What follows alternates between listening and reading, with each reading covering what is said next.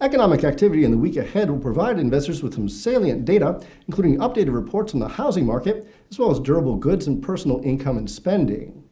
However, the highlight of the week's events will come on Wednesday with the Federal Reserve's interest rate decision and subsequent press conference. Today, we've brought in Interactive Brokers Chief Options Strategist Steve Sosnick to get his thoughts on the upcoming rate decision, as well as his insights into the uncertainties of the Fed's future path of rate increases. This is as we head into 2019, so we're glad to have him here. Steve, I know we've talked at length about this.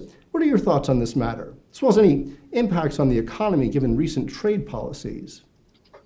The Fed meeting Wednesday is really what I would call the big kahuna for the markets in the week ahead. It's the end-all be-all as far as the week goes, far outpacing the necessity of the government shutdown, which that can always seems to get kicked down the road at the last minute. The Fed is really the most market-centric thing that's coming out, and it's widely expected that the Fed's going to raise their target by 25 basis points. I think any failure to do so would actually be received very negatively by the market because you get one of two thoughts, which is A, did Powell cave to Trump? The market's not going to like that.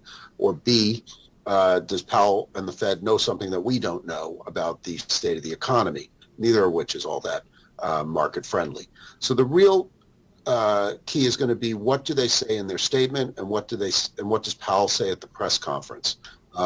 But really, you got to be watching the Fed meeting and the comments thereafter. And that, from a trading point of view, is very important because that 2:30 to the 2 to 2:30 period often gives you false moves. No, that's really terrific. I know that there's a lot of uncertainties as well about the future path of rate hikes from the Fed. Can you talk a little bit about that? And what else is your outlook for rates? I mean, where do you see the 10-year, for example? I think the Treasury seemed range bound. You've got good demand. You still have a yield advantage to buying the U.S. You have inflation relatively under control with the Fed poised to keep their eye on inflation. And so much of the 10-year yield is inflationary outlook, inflationary expectations that get priced in. But I think you're going to get some volatility in there because there's still net buying.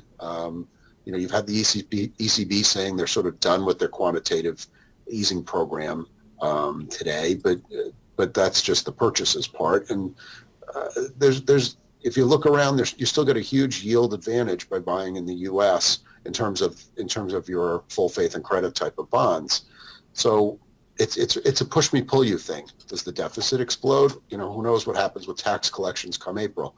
I think I hate to just sort of say, here's the number, 2.75, 3.25. It's kind of meaningless to say that now. I think what is more important to say is this thing can go almost anywhere. I think you do have inherent demand that's going to keep us from seeing really a real deterioration in yields, a real spike in yields.